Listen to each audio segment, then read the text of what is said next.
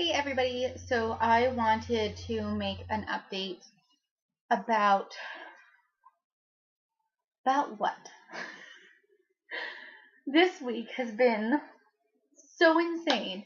So I am now watching my niece for the next month and a half, 2 months, 2.5 months. There we go. So I started in October and I'm ending like beginning mid-December. And I watch her on Monday, Tuesday, and Thursday, and I absolutely adore it. I'm so excited. I get to see her all the time, and it's really great. She actually lives in North Carolina, so we really don't get to see her much. But she is around the little girl that I watch. She's around the same age, and they're just super energetic. And then I have the 1.5-year-old. So they're both 4. I have the 1.5-year-old, and it can be pretty crazy. Yesterday, if I didn't know any better, I could have sworn that they were on like crazy drugs. Seriously, I could have sworn if I didn't know any better, that they were like on ketamine or something. They were just absolutely insane. So yesterday, I just really didn't get enough done, which kind of sucks because I have so much to do. If you're on my Facebook, you know I'm actually going to Disneyland, and we are going to Disneyland Friday morning, and we're going through next Thursday, and then we'll be back on Thursday so we can do our adoption classes. You'll see cats in the video. Please ignore all of the mess. This is one of the things I have to do. So we rearranged the office so that my crafting stuff could be in the office. So we have now, instead of an office and a crafting room, we have an office crafting room. We have a guest room, which is right here, and we put all of the extra stuff that we didn't need in the office in here so that we could go through it, but we haven't fixed it yet, and we have somebody staying to watch the animals, so I have to take care of this room because nobody can sleep in here, and it's crazy. I'm so off topic. So we're going to Disneyland. We have class tomorrow night. Starting to set up the kids' room, which is right by our room, and cleaning this up. So today, I actually wanted to make this update about what we did today in terms of adoption. And that is Cabana, by the way.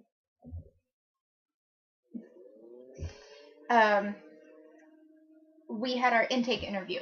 I've talked a little bit about this interview. It's the original interview that we have to do just to make sure that there's nothing major outlier, bless you, that is going to rule us out in order to adopt a child. And those things would be going through infertility but not having dealt with those feelings, having abuse or whatever, bless you, whatever sorry, I just got a text message. In our own past that we haven't worked through, that kind of thing, that it just really, you aren't really ready to parent at all type of thing. So we had that interview today. It was supposed to be scheduled like 2 weeks ago, and it was just a big mess. And if you're on my Facebook, you know that it was really stressing me out. Bless you. I think he has a cold. He gets colds a lot. But it was just really stressing me out because it got scheduled and then it got moved and then it got canceled, and then I tried to get scheduled but we couldn't work it out. So then we finally got it worked out. She came over while the kids were sleeping today, which was really nice, and it worked out really well. So what they talked about in this interview, I will go more in depth in an actual real kind of what the interviews are type of video, I think. I don't know. Maybe I'll just go into it now. So this will be about the intake interview. So for us, it was who we are, how long have we been together, how long have we been married, what our home is like, just the basics, how many bedrooms, is it a home or is it an apartment, do you rent, do you own, that kind of thing, just so they know the things that they kind of have to contend with. What else? Why we wanted to adopt. When we started thinking about adoption, when we really started getting serious, what kind of child we are looking for, age range, what else? Oh man, there was so much. She asked about our histories and is there any alcoholics or drug abusers in the family on either side? Is there any mental illness on either side? That kind of thing. And it was mainly just to make sure that there aren't a ton of people that they wouldn't want around these kids who have already had troubled lives, basically. So getting a bunch of background information and talking a bit about, does your friends and family know? And if they do know, how did they react and are they supportive, that kind of thing, because it really does take a lot of support to raise any child, let alone to raise an adopted family. So just going through the whole adoption process, there's so much that can be so potentially stressful that if you don't have any support, it's really tough as it is with a lot of support. That I'm not going to say it's impossible to do without support, but it is really tough.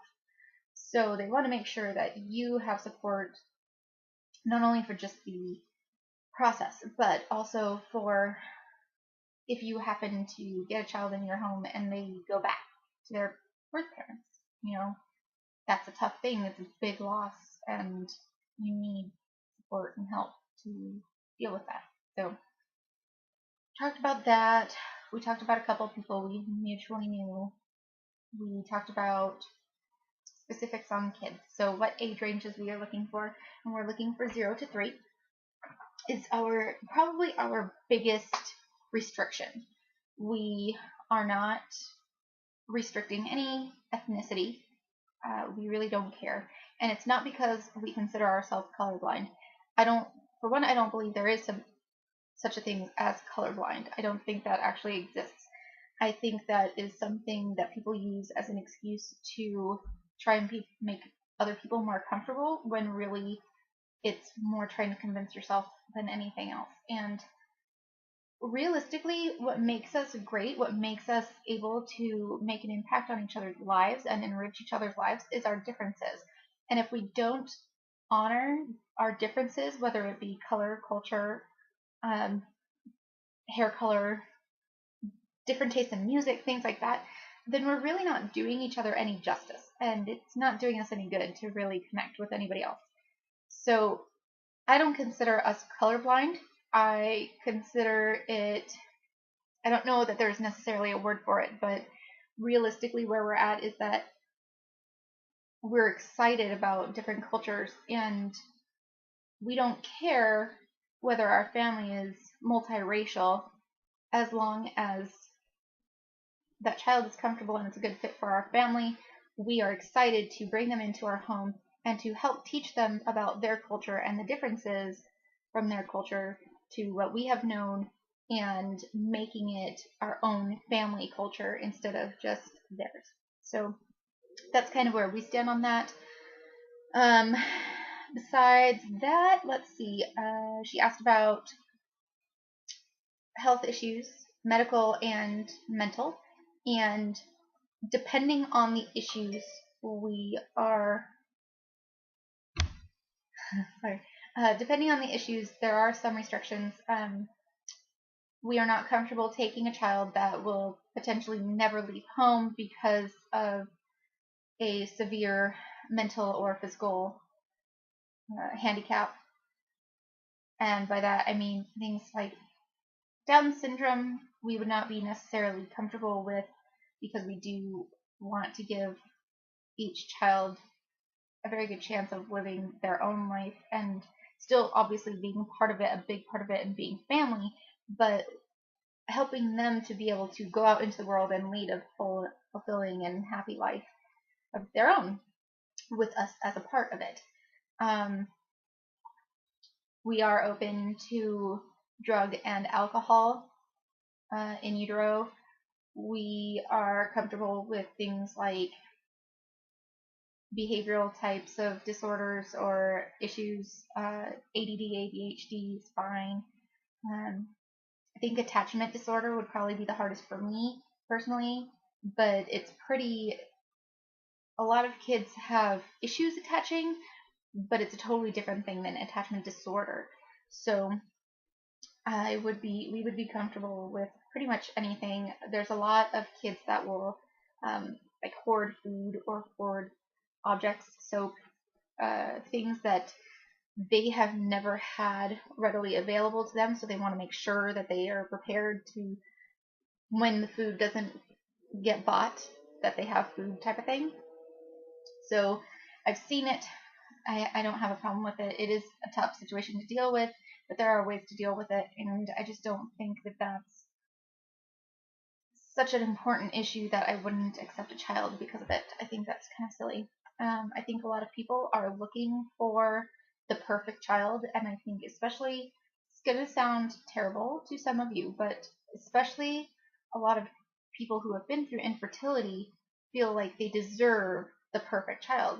And I just don't think that exists. There is no perfect person out there. And realistically, you think you deserve the perfect child, but that child deserved the perfect family from the start, and they didn't get it either. So I know I threw that notion out very, very long ago. I've never been an entitlist, if you'd like to call it that, and I don't really believe in perfection. The only perfection I believe in is perfect for people. So, there may not be the perfect guy out there, but there was the perfect man for me, and I found him. And there may not be a perfect child out there, but there's a perfect child for us. And we will be the perfect family for us, even though we will obviously very much not be perfect. So that's really what we talked about. Everything went really well. She took like 8 pages of notes. Her writing is pretty big, but there was like 8 pages of notes. She wanted to make sure that we had resolved any issues we had from childhood or adulthood or anything like that. We have 3 more interviews. One will be in our home, and then the others will be in office, and they will be, I believe we each will have one separately, and those, I guess, tend to go kind of long, so I'll have to take time off of work for that, which, not a big deal. And then we have a home safety inspection. We have to get fingerprinted. We have to get, it's all part of the approval process. We have to finish the classes. I think that's it. But it is a lengthy process and a lot to go through. But I mean, if you have to spend 2 hours signing paperwork that seems like forever for a car, and you have to spend 6 hours filling out paperwork and doing things to buy a house, you would expect getting a child to take a long time and a lot of paperwork and a lot of investigation as well. So that was it really, and I'm super excited that that's done. And in the next couple weeks, we will be doing the first in-home interview. She will get to see our house. And that's about it. All right, so if you guys have any questions, please feel free to ask, as always, and I will talk to you all later. Bye-bye.